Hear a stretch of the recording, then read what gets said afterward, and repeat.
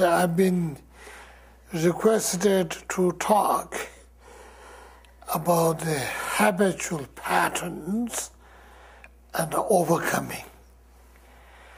I think we all know our best. We know ourselves, our usual habitual patterns. Each and every one of us has to sort of think how our mind functions every day. How do we deal with our life every day? Then there are certain emotions that we entertain, and sometimes not even the entertaining just comes out, and it almost overtakes us. That is, I've been talking here yesterday whole day anyway. So that is the fear, and deeply we are very afraid of everything. And they were not to be blamed, because we are very much afraid if we get up, it's going to hit our head, and if we sit down, it's going to hit our butt. So that's what we're really afraid of it. It's not our fault, because we're being beat up so badly by hitting our head and by hitting our butt. Life after life. So I'm coming from the background of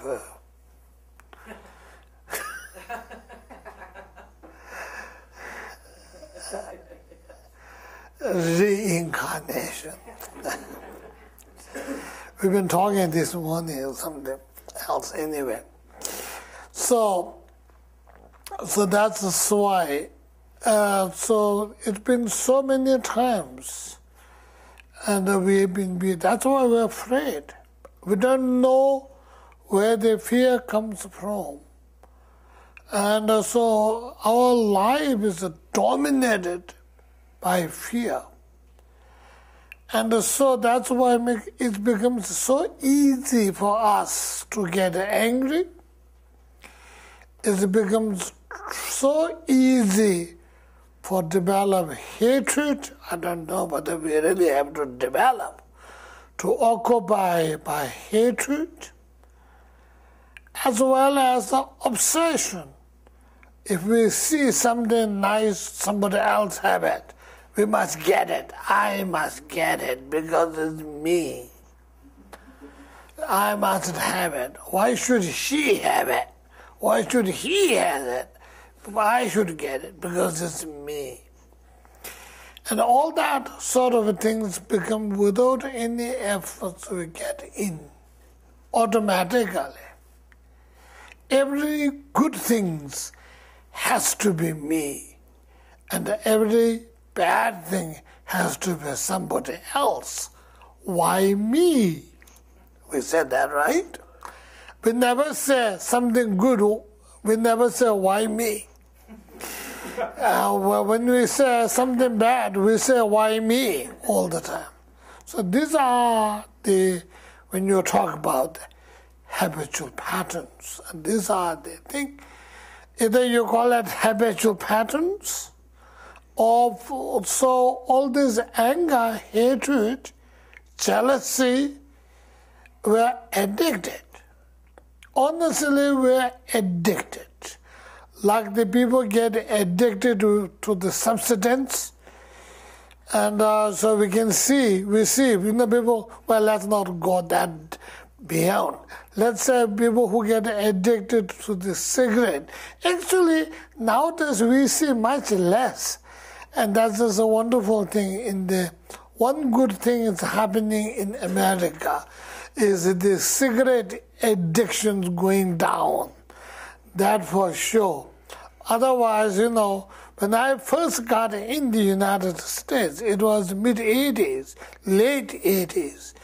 And so the huge amount of people who are addicted to cigarette. And then the laws come in, people can't smoke in the room, right?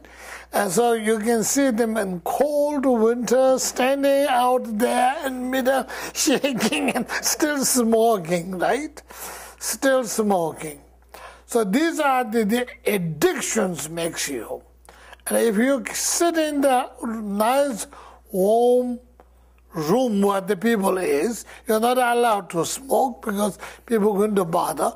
So no matter, even if it's cold, you have to go out there and start shaking yourself, shivering. Actually, literally shivering, but still have to go, pop up, pop up, pop up. So these are the addictions too, and that is a habitual pattern, actually. And we do the same thing for our mental addictions, like the emotion of anger, hatred, jealousy, and all this. We don't have to go to school to learn how to get angry, how to be attached, how to get jealousy. You learn much more. Even as little kids, the jealousy is automatic. They want the attention, the center of the attention. Kids do that. We don't have to learn how to blame other people. We don't have to learn how to lie. So they do it. We have to put efforts for telling the kids, lying is not good. You lied, that's bad. You have to put efforts. You don't have to put efforts how to lie. They lie anyway. Many of them do, many of them don't. Because the elders have overcome their negative addictions, it affects the kids. That's how it is. How does elders overcome? Because somehow there is awareness and understanding the lying is not good. You call that person a liar. So you think that's not good. So that's generally. So it develops in that way.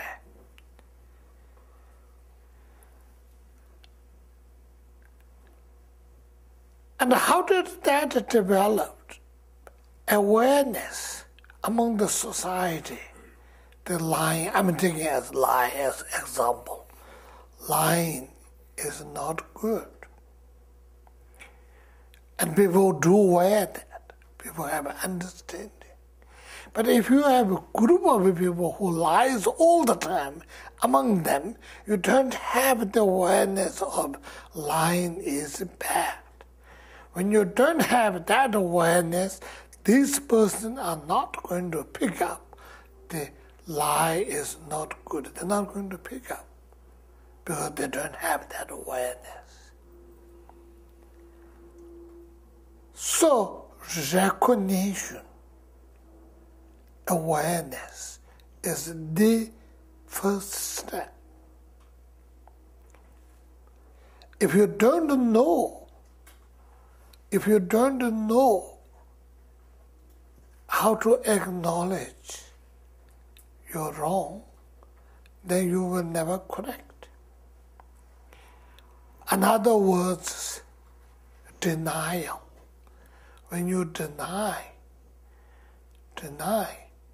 so the denial will give shelter for the negative patterns of our behavior.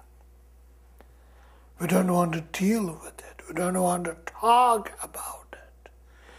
We don't want to think about it. That's not my problem. It is somebody else's problem, but not my problem. That's how we do. And that gives the shelter. I mean, I'm telling you only one example of lying, but the same thing with the hatred, same thing with the jealousy, same thing with the anger.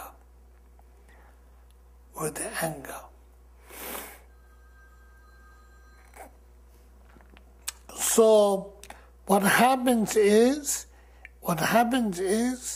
and when you're denying, and we don't recognize that as a problem, as I've been saying earlier, group of people who are lying all the time, and also learning how to lie better without detecting by the others.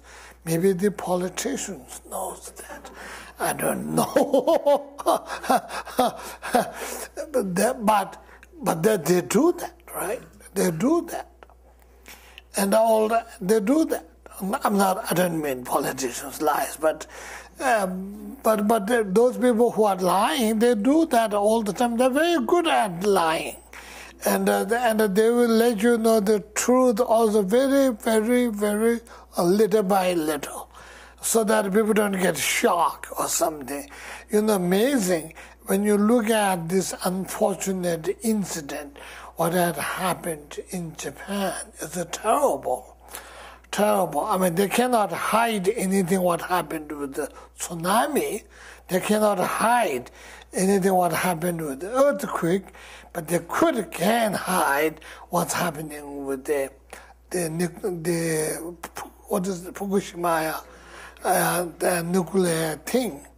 And so I'm quite sure those so-called experts who are looking there very first day, they know how bad it is, but they can't tell, so they're sort of saying, is everything okay?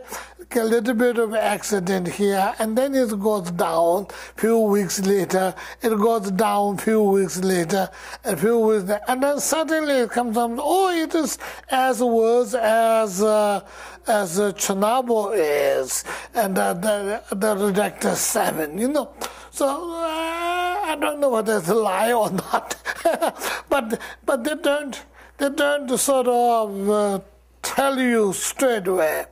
So it becomes sort of art and the scale, and so even the bad negative things also have its art and the scale. We have seen that through.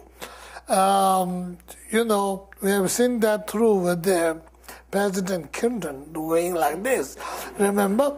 And all that gradually it comes out. And so sometimes, it becomes that way.